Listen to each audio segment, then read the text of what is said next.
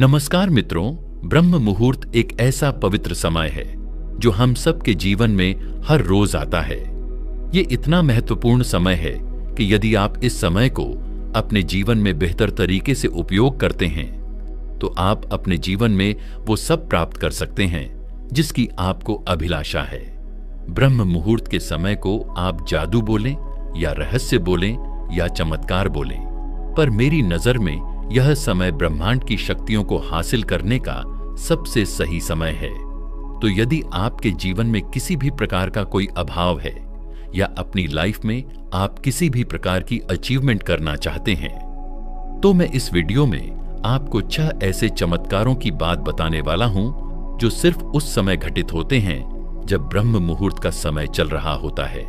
अगर आप इन 6 चमत्कारों में से किसी भी एक चमत्कार को अपने जीवन में अपना लेते हैं तो उस एक चमत्कार से ही आपका पूरा जीवन बदलना शुरू हो जाएगा। तो चलिए वीडियो शुरू करते हैं। सबसे पहले हम बात करते हैं पहले चमत्कार की जो ब्रह्म मुहूर्त में घटित होता है। वह है हमारे शरीर के अंदर स्थित एक खास प्रकार की ग्रंथि का सक्रिय होना।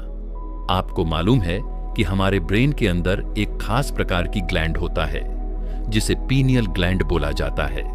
यह ग्लैंड एक मटर के दाने के आकार की छोटी सी ग्रंथि होती है जो हमारे मस्तिष्क में बिल्कुल ठीक बीच में स्थित होती है। यह ग्लैंड एक खास प्रकार का रसायन उत्पन्न करता है जिसे मेलाटोनिन बोलते हैं। यह मेलाटोनिन एक ऐसा बहुमूल्य रसायन है जो हमें शांति, एकाग्रता और आनंद प्रदान करता है। अगर हमारी बॉडी के अंदर इस रसायन का यानी मेलाटोनिन का ठीक प्रकार से वितरण नहीं हुआ तो हमें बहुत प्रकार की मानसिक समस्याएं आनी शुरू हो जाती हैं। खासकर हमारी नींद डिस्टर्ब होनी शुरू हो जाएगी, क्योंकि यह वही रसायन है जो हमारे शरीर के अंदर तब वितरित होना शुरू होता है जब हम सोना शुरू करते हैं। लेकिन यदि किसी प्रकार की गड़बड़ आ जाए तो हमें अनिद्रा, इंसोमेनिया, डिप्रेशन आदि समस्याएं आनी शुरू हो जाएंगी। खैर, यह तो मैंने इसका आपको शारीरिक पहलू बताया। अब मैं आपको इसका आध्यात्मिक पहलू बताता हूं। पीनियल ग्लैंड वास्तव में हमारे आज्ञा चक्र से जुड़ा हुआ है। आज्ञा चक्र, जिसे हम शिव नेत्र या तीसरा नेत्र के नाम से भी जानते हैं, जो हमारे दोनों भौहों के बीच में स्थित होता है, या फिर हम इसे ऐसे भी बोल सकते हैं कि पिनियल ग्लैंड हमारे आज्ञा चक्र का पार्थिव रूप है। पिनियल ग्लैंड से निकलने वाली रसायन मेलाटोनिन को अध्यात्म की भाषा में अमृत बोला जाता है। तो अगर किसी कारण से हमारी पिनियल ग्लैंड कमजोर पड़ती है या उसमें कोई कमी आती है तो आपका मेलाटोनिन का स्राव कम होना शुरू हो जाएगा। तो ये तो हुई पिनियल ग्लैंड और मेलाटोनिन की बात। अब जो मुख्य बात यह है कि मेलाटोनिन का सबसे ज्यादा उत्पादन ब्रह्म मुहूर्त के समय में ही होता है। इसके बाद जैसे जैसे दिन का समय आगे बढ़ता है वैसे वैसे मेलाटोनिन का उत्पादन कम होने लगता है और सुबह 7:30 बजे के बाद इसका निर्माण हमारे शरीर में पूरी तरह से बंद हो जाता है, क्योंकि ब्रह्म मुहूर्त के समय में ही इसका निर्माण सबसे ज्यादा होता है। इसीलिए इस वक्त हम बहुत ज्यादा शांत, एकाग्र और आनंदित महसूस करते हैं। आपने देखा होगा कई बार जब आपको कोई चीज याद नहीं आती और जब आप उस चीज पर फोकस करने की कोशिश करते हैं तो आप अपने माथे पे उंगलियों से हिट करते हैं या आंखें बंद करके अपने माथे पे मुक्का मारते हैं। तो ऐसा करके आप जाने अनजाने में अपनी पिनियल ग्लैंड को एक्टिवेट कर रहे होते हैं। आप उस अमृत को निकालने की कोशिश कर रहे होते हैं ताकि आप फोकस कर पाएं। तो कहने का तात्पर्य यह है कि अगर हम अपने जीवन में शांत होना चाहते हैं, एकाग्र होना चाहते हैं, आनंदित रहना चाहते हैं, तो इस ग्रंथि का सही तरीके से काम करना बहुत आवश्यक है। जैसा कि मैंने बताया, ब्रह्म मुहूर्त में प्राकृतिक रूप से यह ग्रंथि अधिकतम रूप में सक्रिय रहती है। लेकिन अगर किसी कारण से आपकी यह ग्रंथि सक्रिय नहीं भी है तो आपको क्या करना है उसका उपाय मैं आपको आगे बताता हूं। आपको हर रोज सुबह ब्रह्म मुहूर्त में उठ के ध्यानास्थ मुद्रा में बैठ जाना है और अपने आज्ञा चक्र पर 2 मिनट तक अपनी उंगलियों से मसाज करना है, सर्किल में गोल गोल चक्र में घुमाते हुए। इससे आपकी पीनियल ग्लैंड एक्टिवेट होनी शुरू हो जाएगी। दूसरा उपाय है कि आप अपनी 3 उंगलियों से, जैसे हम द्वार पर ठक ठक करते हैं, ऐसे ही आपको अपनी 3 उंगलियों से अपने माथे पे खटखटाना है। तो जब आप ये करेंगे तो इससे भी आपकी पीनियल ग्लैंड एक्टिवेट होनी शुरू हो जाएगी और उससे मेलाटोनिन रसायन भी निकलना शुरू हो जाएगा। इसके अलावा आपको एक मेडिटेशन भी करना है। आपको अपना पूरा ध्यान अपने आज्ञा चक्र पर लेके आना है और आपकी जो भी इच्छा होगी उसे अपने आप होते हुए देखना है या उस चीज की कल्पना करना है। उदाहरण के लिए मान लीजिए आप जीवन में डॉक्टर बनना चाहते हैं, तो आप लगभग 5 मिनट तक ये विजुअलाइज करेंगे कि आपने सफेद कोट डाला हुआ है और आप डॉक्टर बन के अपना काम कर रहे हैं। तो जब आप ब्रह्म मुहूर्त में अपने आज्ञा चक्र पर ध्यान लगाकर इस प्रकार से कल्पना करेंगे तो वो कल्पना सच हो जाएगी। अब हम बात करते हैं दूसरे चमत्कार की, जिसका नाम है कॉस्मिक एनर्जी। इसे हम यूनिवर्सल एनर्जी भी बोलते हैं, जो पूरे ब्रह्मांड में व्याप्त है और इसी कॉस्मिक एनर्जी से पूरा यूनिवर्स गति कर रहा है।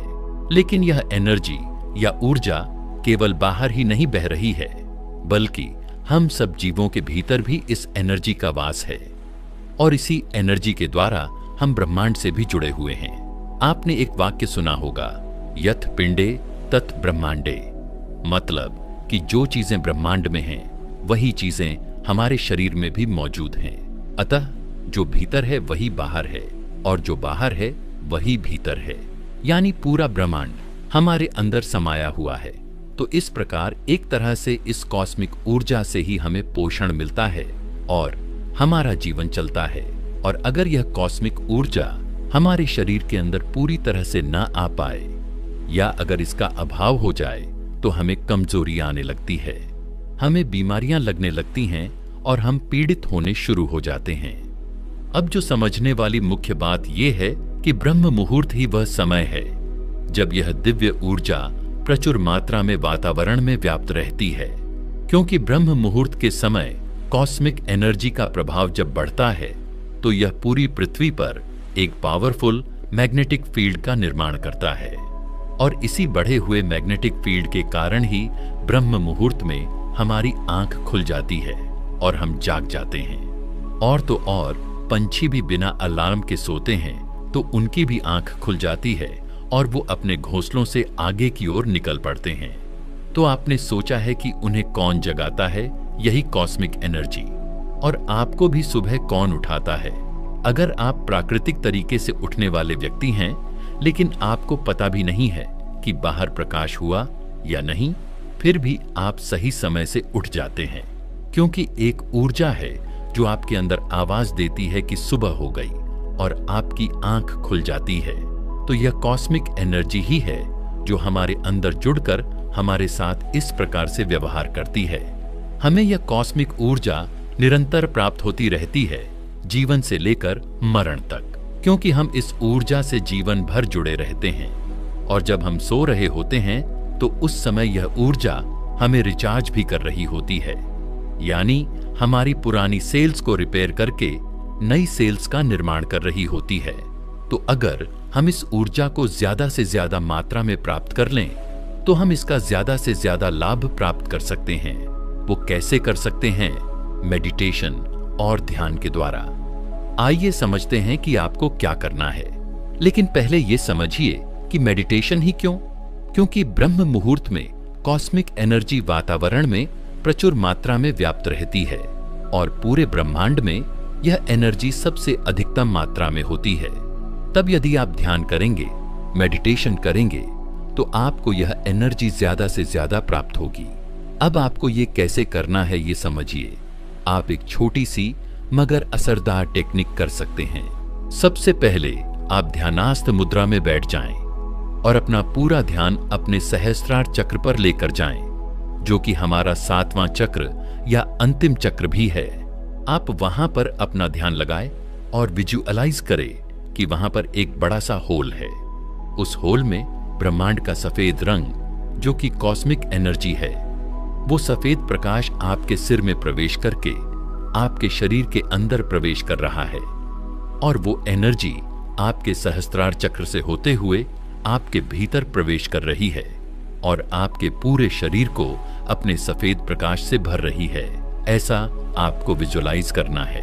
अगर आप 5 मिनट भी बैठकर इस प्रकार से विजुअलाइज करेंगे तो आपको खुद अनुभव होगा कि आपका पूरा कॉस्मिक एनर्जी यानी वो सफेद प्रकाश आपके शरीर में भर गया है और आपके शरीर को ठीक कर रहा है और आपके अंदर बल, उत्साह और आनंद की वृद्धि कर रहा है। तो इस प्रकार से आप हर रोज ब्रह्म मुहूर्त में उठकर यदि कॉस्मिक एनर्जी को रिसीव करते हैं तो इससे बड़ा चमत्कार आपको जीवन में और कोई देखने को नहीं मिलेगा। आपको इससे इतना चमत्कारी लाभ प्राप्त होगा कि आप सोच भी नहीं सकते। अब हम बात करते हैं अगले चमत्कार की, जिसका नाम है वात, पित्त और कफ। आपने इन 3 शब्दों को सुना ही होगा। आयुर्वेद में इनको दोष बोला जाता है और आयुर्वेद के अनुसार हमारे शरीर और मन का संचालन इन्हीं 3 प्रमुख दोषों द्वारा होता है। वात दोष, यह वायु और आकाश तत्वों से मिलकर बना है, अतः यह शरीर में गति, श्वास, रक्त संचार, तंत्रिकाओं के संचालन आदि को नियंत्रित करता है। जब यह संतुलन में होता है तब व्यक्ति रचनात्मक, तेज और ऊर्जावान होता है और असंतुलन होने पर चिंता, कब्ज, अनिद्रा, गैस और जोड़ों का दर्द बढ़ जाता है। पित्त दोष, यह अग्नि और जल तत्व से मिलकर बना है, अतः यह पाचन, चयापचय, बुद्धि और तापमान नियंत्रण में मदद करता है। यह संतुलन में हो तो व्यक्ति समझदार, तेज दिमाग वाला और लक्ष्य केंद्रित करने वाला होता है और असंतुलन होने पर चिड़चिड़ापन, एसिडिटी, जलन, गुस्सा और त्वचा रोग हो सकते हैं। कफ दोष, यह जल और पृथ्वी तत्वों से मिलकर बना है, अतः यह शरीर में स्थिरता, शक्ति और पोषण प्रदान करता है। इसके संतुलन में होने पर व्यक्ति शांत, प्रेमपूर्ण और सहनशील होता है। वहीं इसके असंतुलन से सुस्ती, मोटापा, कफ जुकाम और आलस्य बढ़ जाता है। आयुर्वेद के अनुसार अगर ये तीनों दोष हमारे शरीर में संतुलित रहते हैं तो हम पूर्णतया स्वस्थ रहेंगे। लेकिन यदि ये तीनों असंतुलित हो जाएं तो हमें बीमारियां लगनी शुरू हो जाती हैं। अब इन दोषों की वृद्धि या घटना दिन के समय और काल पर निर्भर करता है। रात 2 बजे से लेकर शाम 6 बजे तक हमारे शरीर में वात दोष की प्रधानता रहती है। सुबह 6 बजे से रात 10 बजे तक कफ दोष की प्रधानता रहती है और फिर सुबह 10 बजे से लेकर दोपहर 2 बजे तक पित्त दोष की प्रधानता रहती है। इस प्रकार पूरे दिन के समय इन तत्वों का समय बदलता रहता है। लेकिन जो मुख्य बात यह है कि जब ब्रह्म मुहूर्त का समय होता है उस समय हमारे शरीर में वात दोष अधिकतम मात्रा में रहती है। वात का मुख्य कार्य है गतिशीलता, कार्यशीलता। इसीलिए यदि आप इस समय गतिहीन स्थिति में रहेंगे, यानी कि आप सोते ही रहें, तो इससे आपक वात दोष बिगड़ सकता है। लेकिन जब आप ब्रह्म मुहूर्त में उठते हैं और गतिशील हो जाते हैं, जैसे कि शारीरिक व्यायाम करते हैं या मानसिक व्यायाम करते हैं, जैसे अध्ययन या कोई सृजन करते हैं, तो आपका वात दोष स्ट्रांग होना शुरू हो जाएगा। तो अब आपको हर रोज ब्रह्म मुहूर्त में उठ जाना है और आपको गतिशील या क्रियाशील रहना है। और ज्यादा संतुलन बनाए रखने के लिए आप ध्यान और योग करें, खासकर वज्रासन या पवन मुक्तासन। जब आपका वात दोष संतुलित रहता है तो बहुत से चमत्कारी फायदे होते हैं, जैसे वात शरीर में ऊर्जा और गतिशीलता को बढ़ावा देता है, जिससे व्यक्ति सक्रिय और गतिशील रहता है। वात तंत्रिका तंत्र के साथ जुड़ा हुआ है, जिससे यह सोचने, याद रखने और प्रतिक्रिया करने की क्षमता को बढ़ाता है। जब वात दोष संतुलित होता है तो व्यक्ति सकारात्मक मनोभाव, आशावादी दृष्टिकोण और खुशी का अनुभव करता है। वात उचित भूख और पाचन को भी नियंत्रित करता है, जिससे शरीर को पोषक तत्वों को अवशोषित करने में मदद मिलती है। वहीं जब वात दोष बिगड़ता है तो हमारे शरीर में कई प्रकार की मानसिक और शारीरिक परेशानियां पैदा होनी शुरू हो जाती हैं। तो अब आप समझ चुके होंगे कि वात दोष हमारे लिए कितना महत्वपूर्ण है। अतः आप रोज ब्रह्म मुहूर्त में उठकर जो मैंने पहले बताया उस चीज पर अमल करें। अब हम बात करते हैं अगले चमत्कार की, जिसका नाम है सत्व, रजस और तमस गुण। आपने ये 3 शब्दों के बारे में भी सुना होगा। जब हमारे शरीर में सत्व गुण होता है तो यह हमें ज्ञान, शुद्धता, आनंद, संतुलन और संतोष प्रदान करता है। यह मन को ऊपर उठाता है और आत्मज्ञान की ओर ले जाता है। मतलब ये सबसे सर्वश्रेष्ठ गुण है। और जब हमारे शरीर और मन में रजस गुण की प्रधानता होती है तो इससे हमारे अंदर एनर्जी आती है, मोशन आता है और हम क्रियाशील रहना पसंद करते हैं। मतलब यह हमारे मन को बाहरी संसार की ओर ले जाता है। और जब हमारे शरीर में तमस गुण की प्रधानता होती है तो हमारे शरीर में अशुद्ध पैदा होने शुरू हो जाते हैं। हमें आलस्य घेर लेता है और हमारे अंदर अज्ञानता पैदा होनी शुरू हो जाती है। यह हमारे मन को नीचे की ओर खींचता है तथा उदासी और भ्रम पैदा करता है। तो कहने का तात्पर्य यही है कि हमारे अंदर सत्व गुण ज्यादा से ज्यादा विकसित होना चाहिए। तो सत्व गुण को आप कैसे विकसित कर सकते हैं? जब आप अपने रजस और तमस गुण को घटा देते हैं तो सत्व तत्व गुण बढ़ना शुरू हो जाते हैं। अब जो यह सत्व गुण है तब बढ़ता है जब आपकी सुषुम्ना नाड़ी चलती है और जब आपके अंदर पिंगला नाड़ी एक्टिव होती है तो उस समय आपके अंदर रजस गुण की प्रधानता रहती है। और जब आपके अंदर ईड़ा नाड़ी एक्टिव होती है तो आपके अंदर तमस गुण की प्रधानता रहती है। तो अब समझने वाली बात यह है कि जब ब्रह्म मुहूर्त का समय होता है उस समय पूरे वातावरण के अंदर सत्व गुण की प्रधानता रहती है। और जब दिन का समय होता है तो रजस गुण की प्रधानता रहती है। और जब रात होती है तो उस वक्त तमस गुण की प्रधानता हो जाती है।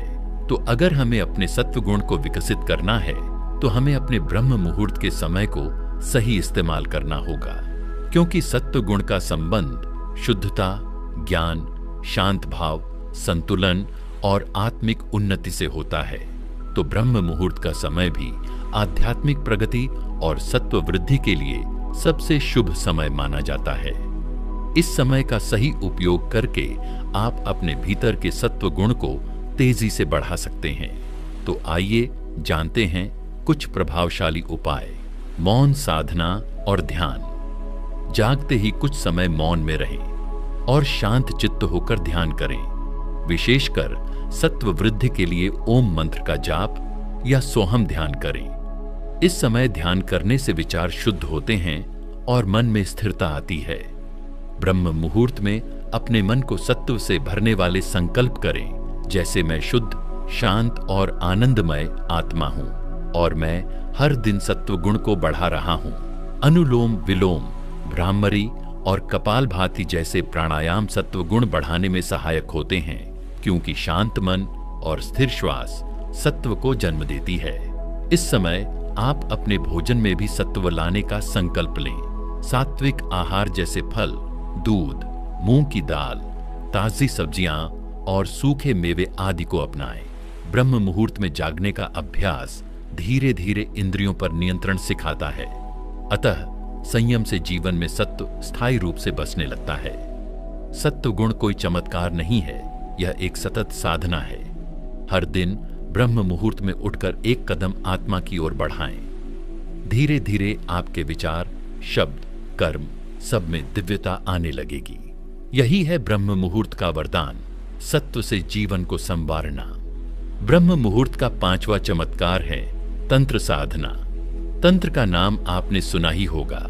तंत्र साधना में सफलता के लिए ब्रह्म मुहूर्त में ही साधना करने का विधान है, अर्थात जब ना तो दिन हो और ना रात हो, यानी सुबह 3:30 से 5:30 के बीच का समय, जब संपूर्ण ब्रह्मांड में सत्वगुण जागृत होता है और इस समय तामसिक शक्तियां शांत होती हैं और देवत्व की तरंगे सक्रिय होते हैं।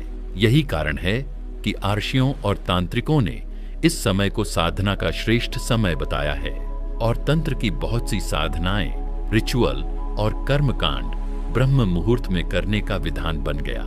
हालांकि तंत्र का अधिकतम साधनाएं मध्य रात्रि के बाद ही शुरू होती है, लेकिन ब्रह्म मुहूर्त का समय भी तंत्र साधना में ऐसा समय माना जाता है जब सभी लोकों और सभी तलों के द्वार खुले होते हैं और उस समय उस लोकों के अंदर आसानी से प्रवेश किया जा सकता है। इसलिए तंत्र साधना में रुचि रखने वाले साधक ब्रह्म मुहूर्त में मंत्र जाप के द्वारा, हवन के द्वारा, सम्मोहन के द्वारा अथवा ध्यान आदि के द्वारा अपनी साधना का अभ्यास करते हैं। तो यदि आप भी जीवन में कुछ पाना चाहते हैं, अपने जीवन में चमत्कार लाना चाहते हैं या अपने जीवन को पूरी तरह बदलना चाहते हैं, तो आप भी ब्रह्म मुहूर्त में उठकर तंत्र साधना कर सकते हैं। ब्रह्म मुहूर्त का छठा और अंतिम चमत्कार की बात करें तो वो है सुषुम्ना नाड़ी का जागरण। क्या आपने कभी महसूस किया है कि कुछ साधक सुबह 4 बजे उठकर केवल बैठने मात्र से दिव्य ऊर्जा से भर जाते हैं? क्या यह संभव है कि हमारे शरीर में कोई ऐसा रहस्यमय मार्ग हो जो सीधे आत्मा को ब्रह्म से जोड़ता हो? वो यही मार्ग है, सुषुम्ना नाड़ी। जानिए ब्रह्म मुहूर्त में इसे कैसे जागृत किया जाए और इससे जीवन में क्या अद्भुत बदलाव आते हैं। आपको मैं शॉर्ट में बता देता हूं। हमारे सूक्ष्म शरीर में 3 सूक्ष्म नाड़ियां होती हैं, जिसे हम ईडा, पिंगला और सुषुम्ना नाड़ी के नाम से जानते हैं। हमारी जो नाक का बाएं तरफ का हिस्सा है उसको ईडा नाड़ी बोलते हैं और दाईं नाक को पिंगला नाड़ी बोलते हैं। और जब दोनों तरफ की नाक से एक साथ सांस चले तो उसको सुषुम्ना नाड़ी का जागरण बोलते हैं। अब चूंकि सुषुम्ना नाड़ी ब्रह्म मुहूर्त में ज्यादा से ज्यादा चलती है, तो आपके मस्तिष्क के दोनों हिस्से पूर्णतया जागृत हो जाते हैं और दोनों को ऊर्जा मिल रही होती है। उस वक्त यदि आप ध्यान में बैठ जाएं, मेडिटेशन करने लग जाएं, तो आपका ध्यान बहुत गहरा होने लगेगा और आपके जीवन में चमत्कारी लाभ मिलने शुरू हो जाएंगे। मैंने सुषुम्ना नाड़ी के ऊपर विस्तार से बात किया है। अगर आपने नहीं देखा है तो आप हमारे चैनल पर जाकर देख सकते हैं और अपने जीवन में अद्भुत चमत्कार ला सकते हैं। मित्रों, अगर यह वीडियो आपको पसंद आया हो तो लाइक, शेयर और हमारे चैनल को सब्सक्राइब करना न भूलें। धन्यवाद।